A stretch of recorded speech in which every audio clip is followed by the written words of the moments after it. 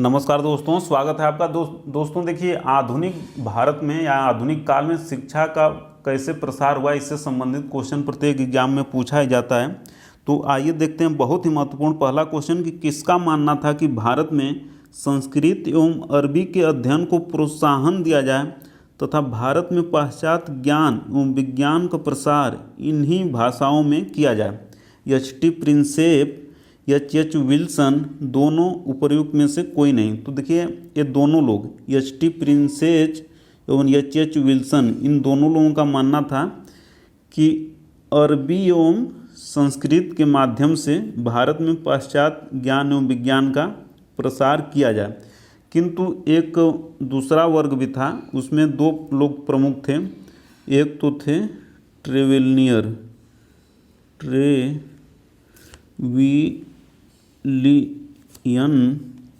Plus राजा राम मोहन राय। तो इनका मानना था कि भारत में इंग्लिश मीडियम से पढ़ाई हो, यानी कि भारत में शिक्षा का माध्यम क्या हो, वो इंग्लिश मीडियम हो।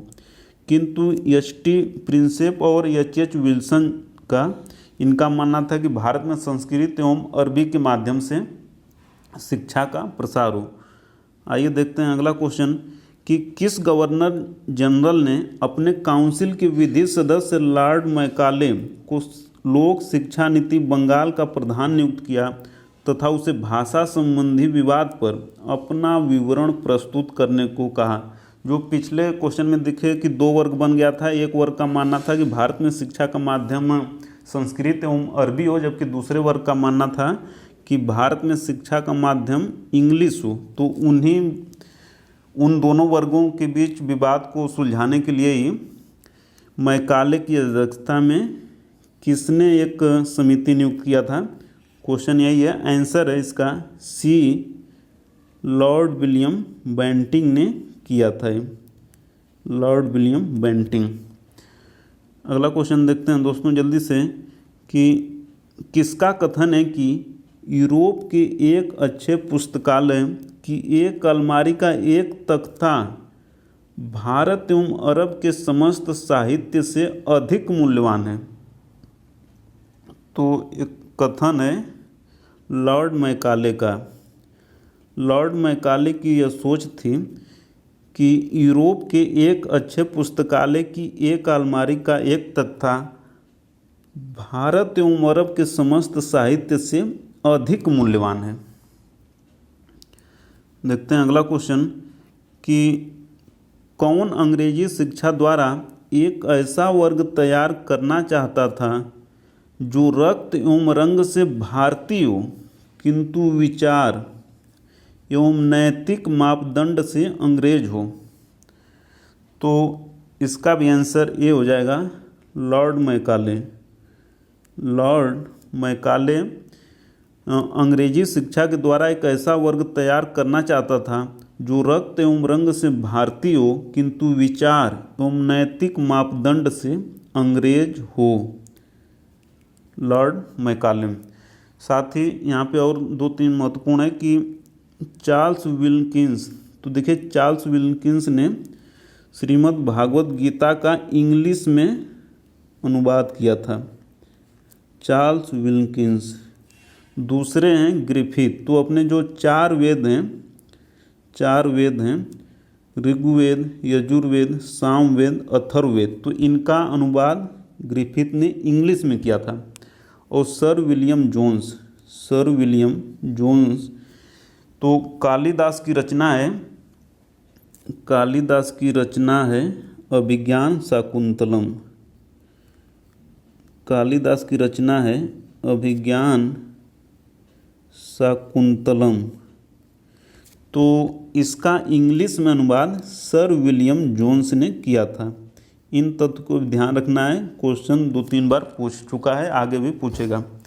और आइए देखते हैं अगला क्वेश्चन कि सरकार की नीति के तौर पर शिक्षा के अधोमुखी निस्यंदन सिद्धांत यानी कि the theory of downward filtration का प्रतिपादन किस गवर्नर जनरल ने किया। तो गवर्नर जनरल थे ऑकलैंड।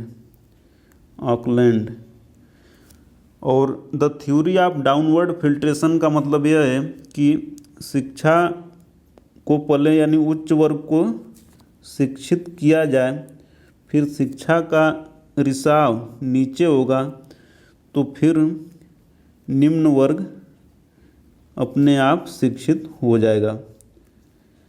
तो ऑकलैंड ने इसको एक नीति के रूप में लागू कर दिया। हालांकि मैकाले का भी यही सोच थी, लेकिन एक नीति के रूप में, एक पॉलिसी के रूप में इसको लागू किया लॉ ऑकलैंड ने। आइए देखते हैं अगला क्वेश्चन कि 1854 के चार्ल्सवुड डिस्पैच की प्रमुख सिफारिशें क्या थी। बहुत ही महत्वपूर्ण क्वेश्चन, कई बार आया दोस्तों। 1854 के चार्ल्सवुड डिस्पैच की प्रमुख सिफारिशें क्या थीं। ए, उच्च शिक्षा का माध्यम अंग्रेजी हो, लेकिन देसी भाषाओं को भी प्रोत्साहन दिया जाए। देसी भाषाओं को भी प्रोत्साहन दिया जाए, यह सही है। बी, सरकार पाश्चात्य शिक्षा, साहित्य, कला, दर्शन एवं विज्ञान का प्रसार करें, यह भी सत्य है। और सी, की अध्यापक प्रशिक्षण संस्थान की स्थापना की जाए तथा महिला शिक्षा को भी प्रोत्साहन दिया जाए, यह भी सत्य है दोस्तों। तो इस प्रकार आंसर इसका हो जाएगा डी, सभी कथन सत्य हैं। सबसे महत्वपूर्ण कि अध्यापक प्रशिक्षण संस्थान की बात की जा रही है 1854 में, जबकि अब इस समय देखिए टेट या सुपर टेट की बात हो रही है अध्यापक को प्रशिक्षण देने के लिए, जबकि उस समय 1854 में ही अध्यापक प्रशिक्षण संस्थाओं की स्थापना की बात की गई थी और महिला शिक्षा को प्रोत्साहन देने की बात की गई थी 1854 के चार्ल्सवुड डिस्पैच में। आइए देखते हैं अगला क्वेश्चन कि लॉर्ड रिपन के समय गठित हंटर कमीशन की एक सिफारिश क्या नहीं थी। एक सिफारिश इसकी क्या नहीं थी वो बताना है। ए, प्राथमिक शिक्षा स्थानीय भाषा में हो, यह सही है। और देखिए ये हंटर कमीशन मुख्यतः प्राथमिक शिक्षा के लिए ही गठित किया गया था, इसको ध्यान रखना है। तो ये सही है कि प्राथमिक शिक्षा स्थानीय भाषा में हो। बी, उच्च शिक्षा संस्थानों से सरकार को हट जाना चाहिए एवं इसकी जगह सरकार को कॉलेजों को वित्तीय सहायता यानी कि धन उपलब्ध कराना चाहिए, यह भी सत्य है। सी, हाई स्कूल के लिए प्रवेश परीक्षा हो, साथ ही व्यावसायिक शिक्षा दी जाए। कॉमर्शियल एजुकेशन की बात हो रही है उस समय 1883 में, तो यह सत्य है। डी, कि लंदन विश्वविद्यालय के आधार पर कोलकाता, मुंबई, मद्रास में विश्वविद्यालय की स्थापना हो, तो डी गलत है। डी गलत है क्योंकि यह है 1854 का चार्ल्सवुड डिस्पैच की सिफारिश है, डी वाली। बाकी तीनों सिफारिशें हंटर कमीशन की हैं और हंटर कमीशन मुख्यतः प्राथमिक शिक्षा के लिए ही गठित हुआ था। और सबसे महत्वपूर्ण कि उस समय व्यावसायिक शिक्षा देने की बात की जा रही है। और सबसे महत्वपूर्ण कि देखिए इसके बाद ही 1887 में इलाहाबाद यूनिवर्सिटी की स्थापना हुई। 1887 में इलाहाबाद यूनिवर्सिटी की स्थापना हुई और इसी हंटर कमीशन के बाद। आइए देखते हैं अगला क्वेश्चन कि 1904 में पारित भारतीय विश्वविद्यालय अधिनियम के विषय में क्या सत्य है। ए, इस अधिनियम के द्वारा अशासकीय कॉलेजों पर सरकार का नियंत्रण बढ़ गया, सत्य है। क्योंकि देखिए दोस्तों इस समय 1904 के आसपास बंगाल में स्वतंत्रता संग्राम सेनानी जो थे तो सशस्त्र यानी क्रांतिकारी आंदोलन की शुरुआत हो चुकी थी। तो इस आंदोलन को कुचलने के लिए ही शासकीय कॉलेजों पर सरकार का नियंत्रण बढ़ गया, क्योंकि छात्र इन स्कूलों में पढ़ते थे और राष्ट्रीय आंदोलन में सक्रिय रूप से भाग लेते थे। बी, की गवर्नर जनरल को विश्वविद्यालय की क्षेत्रीय सीमा निर्धारित करने का अधिकार दे दिया गया, यह भी सत्य है।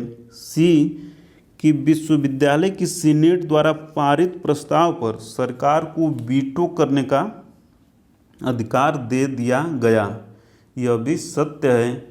इस प्रकार आंसर इसका हो जाएगा डी, सभी कथन सत्य हैं। 1904 का भारतीय विश्वविद्यालय अधिनियम, ये ध्यान रखना है। कर्जन उस समय गवर्नर जनरल भारत का था। अगला क्वेश्चन है दोस्तों कि सैडलर आयोग 1917 की एक प्रमुख सिफारिश क्या नहीं है? ए, इंटर की कक्षाएं विश्वविद्यालय से पृथक हो, यह सत्य है। बी, स्नातक स्तर पर त्रिवर्षीय पाठ्यक्रम हो, अभी भी यही है, तो ये सत्य है। कलकत्ता विश्वविद्यालय को भारत के नियंत्रण से मुक्त कर बंगाल सरकार के अधीन किया जाए, बंगाल सरकार के अधीन किया जाए, यह भी सत्य है। डी, कंपनी के पांचों प्रांतों बंगाल, बम्बई, मद्रास, पंजाब एवं उत्तर पश्चिमी सीमा प्रांतों में एक शिक्षा विभाग बने, शिक्षा विभाग बने जो लोक शिक्षा निदेशक के अधीन कार्य करें। तो देखिए डी गलत है, क्योंकि डी जो है 1854 के चार्ल्सवुड डिस्पैच की एक प्रमुख सिफारिश थी कि कंपनी के पांचों प्रांतों बंगाल, बम्बई, मद्रास, पंजाब एवं उत्तरी पश्चिमी सीमा प्रांत में एक शिक्षा विभाग बने जो लोक शिक्षा निदेशक के अधीन कार्य करे। यह था 1854 के चार्ल्सवुड डिस्पैच में। बाकी ये बी सी सैडलर आयोग 1917 की सिफारिश हैं। सबसे महत्वपूर्ण कि सैडलर आयोग में दो भारतीय भी थे, आशुतोष मुखर्जी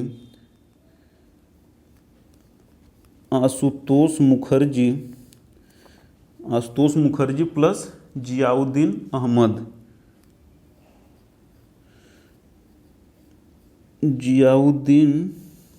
अहमद, ये सैडलर आयोग में दो भारतीय भी शामिल किए गए थे, इस आयोग में थे। देखते हैं अगला क्वेश्चन दोस्तों कि वर्धा योजना 1937 की एक प्रमुख बातें क्या थीं? सबसे महत्वपूर्ण देखिए, वर्धा योजना जो गांधी जी के विचार थे, जो उन्होंने अपना विचार व्यक्त किया था, तो उन्हीं के विचारों के आधार पर ये वर्धा योजना 1937 बनी थी। तो इसमें प्रमुख क्या था? ए, 7 से 14 वर्ष के बच्चों के लिए निःशुल्क एवं अनिवार्य शिक्षा का व्यवस्था हो, यह सत्य है। बी, शिक्षा का माध्यम मातृभाषा में हो, यह भी सत्य है। सी, छात्र को उसकी रुचि की व्यावसायिक शिक्षा दी जाए, यह भी सत्य है। इस प्रकार आंसर हो जाएगा डी कि सभी कथन सत्य हैं। सबसे महत्वपूर्ण है दोस्तों कि अभी देखिए जो आज़ादी के बाद हमने संविधान जो अपनाया, तो उस संविधान का अनुच्छेद 21A जो कि 86वें संविधान संशोधन 2002 के द्वारा जोड़ा गया था, ये 86 संविधान संशोधन, तो उसके द्वारा अनुच्छेद 21A जोड़ा गया। तो इसमें कहा गया है कि 6 वर्ष से लेके 14 वर्ष के बच्चों को निःशुल्क एवं अनिवार्य शिक्षा दी जाए, जबकि यह वर्धा योजना में भी इस तरह का प्रावधान था, इस तरह की बात कही गई थी। और दूसरी महत्वपूर्ण बात है कि जो अपना अनुच्छेद है 350A, अपना अनुच्छेद है 350A, इसमें कहा गया है कि शिक्षा मातृभाषा में हो प्राथमिक स्तर पर। इसमें कहा गया है कि प्राथमिक स्तर पर मातृभाषा में शिक्षा हो, और यही बात वर्धा योजना 1937 में भी कही गई है। तो इन दो बातों को ध्यान रखना है, इन दोनों को जोड़कर ध्यान रखना है। आइए देखते हैं अगला क्वेश्चन कि किस आयोग की सिफारिश के आधार पर विश्वविद्यालय अनुदान आयोग यूजीसी की स्थापना की गई? तो सबसे महत्वपूर्ण कि यूजीसी की स्थापना कब की गई?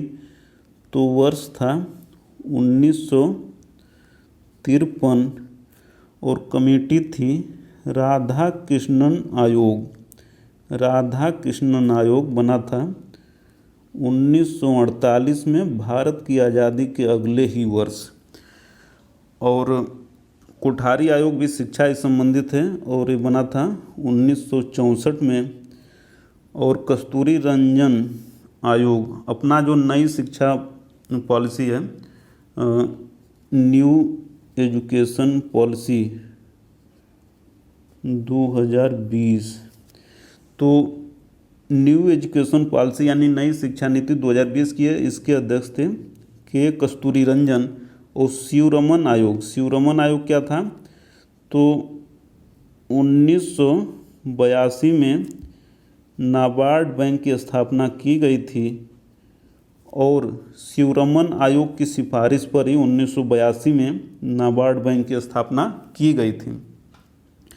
तो आज इतना ही दोस्तों, मिलते हैं जल्दी अगली वीडियो में। तब तक वीडियो को अंत तक देखने के लिए, लाइक शेयर कमेंट और सब्सक्राइब करने के लिए आपका प्रेम पूर्वक बहुत बहुत धन्यवाद दोस्तों, बहुत बहुत धन्यवाद।